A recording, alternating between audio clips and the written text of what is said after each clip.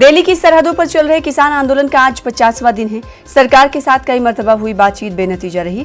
Supreme court के दखल के बावजूद किसान ज़रई कवानीन को रद्द करने की मांग पर अड़े हैं। जहां एक तरफ किसानों ने ज़रई कवानीन की कॉपियां जलाकर लोहड़ी मनाई, तो वहीं किसान लीडरों ने एहतजाज के हवाले से हिकमत अमली तय की। इन सब के बीच 26 जनवरी को दिल्ली में किसानों के ट्रैक्टर परेड के ताल्लुक से सरगर्मियां तेज हो गई हैं। वहीं दूसरी जानिब अगर मुलाकात की बात करें, आगे की बातचीत की बात करें, तो 15 जनवरी का वक्त दिया गया था।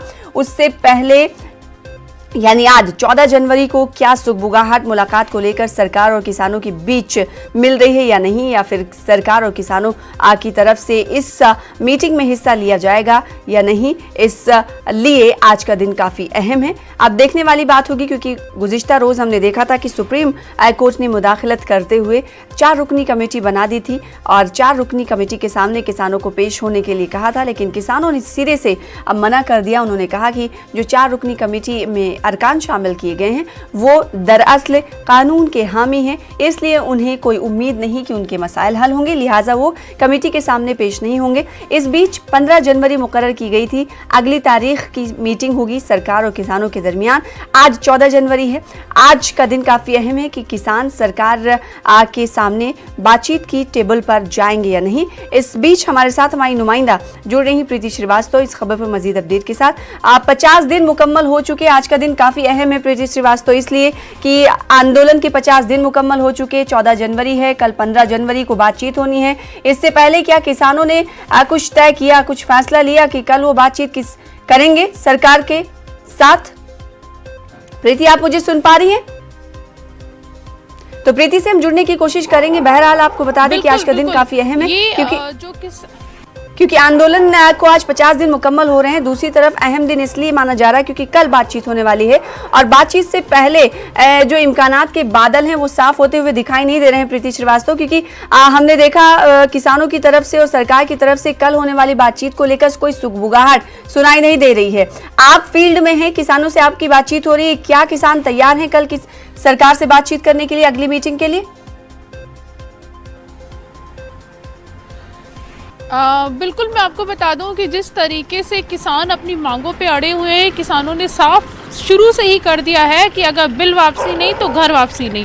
हालांकि सुप्रीम कोर्ट ने भी आदेश दिया, सुप्रीम कोर्ट ने अस्थायी रूप से जो बिल है उसको रोक लगा दी है, अस्थायी रूप से रोक लगा दी गई है।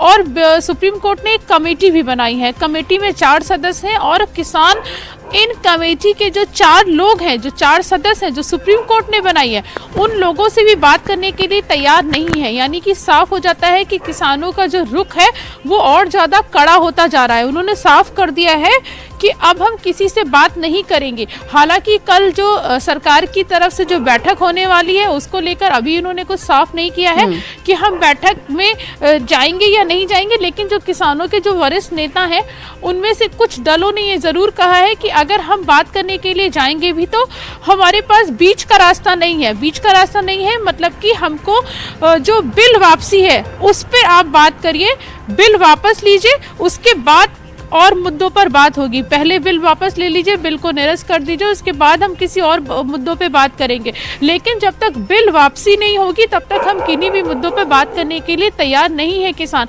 हालांकि सुप्रीम कोर्ट ने ये भी कहा था कि जो किसान जो है जो बॉर्डरों पे बैठे हुए हैं, जिससे लोगों को भी काफ़ी दिक्कतें हो रही हैं, तो सरकार से सुप्रीम कोर्ट ने कहा था कि इनको कोई और स्थान दे दिया जाए जहाँ पर ये किसान इकट्ठे होकर अपना जो प्रदर्शन है वो कर सके। लेकिन किसान उन बातों पर भी तैयार नहीं है। किसानों ने कहा है कि स्टे का मतलब होता है कि आप जिस स्थिति में हैं यथा स्थिति में आप बने रहें। यानी कि हम जहां पर हैं, जिस कंडीशन में है, चाहे गाजीपुर बॉर्डर हो, चाहे सिंधु बॉर्डर हो, चाहे नोएडा का सिंधु चिल्ला बॉर्डर हो, हम जहां पर भी हैं यथा स्थिति में हम यहीं बने रहेंगे। सुप्रीम कोर्ट ने हमको नहीं कहा है कि आप ये जगह छोड़ दीजिए। तो इसलिए ये जो मतभेद है ये शुरू से ही चल रहा है और ये मतभेद मुझे लगता है कि अभी और आगे चलने वाला है, क्योंकि किसान अपनी मांगों को लेकर बिल्कुल भी कॉम्प्रोमाइज करने के लिए तैयार नहीं है।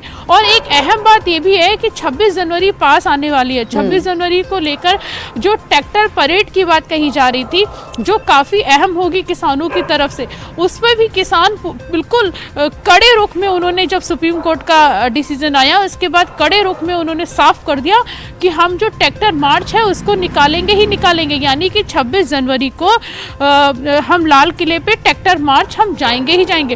तो ये भी सरकार के लिए एक बड़ी चुनौती होगी कि किस तरीके से किसानों को समझाया जा सके और जिससे कि वो जो ट्रैक्टर मार्च है 26 जनवरी को वो ना निकाले। इसको लेकर भी कल एक अहम बैठक जो होगी, जो कल जो बैठक होगी, किसानों ने ये भी कहा कि ट्रैक्टर मार्च वो जरूर निकालेंगे लेकिन वो रिपब्लिक डे के परेड में कोई बाधा नहीं डालेंगे। अब देखने वाली बात होगी कि क्या कुछ तस्वीरें देखने को मिलती हैं। बहुत शुक्रिया प्रीति हमारे साथ जुड़ने के लिए, अपडेट फराहम करने के लिए। फिलहाल आगे बढ़ेंगे और इस वक्त की बड़ी खबर का रुख कर लेते हैं और आपको बता दें कि दिल्ली में घना कोहरा है जिसकी वजह से आमदोरफ्त में मुश्किलात पेश आ रही हैं और गाड़ियां हेडलाइट के साथ चलती हुई दिखाई दे रही हैं। घना कोहरा इतना कि विजिबिलिटी कम है और विजिबिलिटी कम होने की वजह से लोगों को खदशा लाहक रहता है कि कहीं एक्सीडेंट ना हो जाए। अब कोहरे में आप देख सकते हैं किस तरीके से ये तस्वीरें बता रही हैं कि दिल्ली में विजिबिलिटी कितनी कम है।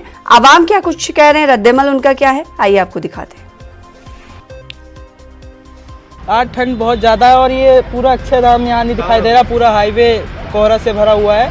और क्या कहते हैं, हम आज साइकिलिंग करने आए, हमारे हाथ वाथ पूरे बहुत ठंड हो गए हैं और क्या कहते हैं इतनी ठंड लग रही है कुछ कहो मत। पिछले साल के मुताबिक इस बार बहुत ठंड पड़ी है। हम अपनी पूरी लेयरिंग करके चलते हैं, नीचे अपनी मतलब गर्म कुछ पहना, फिर उसके ऊपर विंड जैकेट, ग्लव्स, हेलमेट के नीचे हम अपना बांधना बांधते हैं, पूरा मास्क, नीचे लेग वार्मर, सॉक्स वगैरह अच्छे से हम पैक होकर जाते हैं। फिर भी ठंड इतनी है, हमें ठंड लगती है।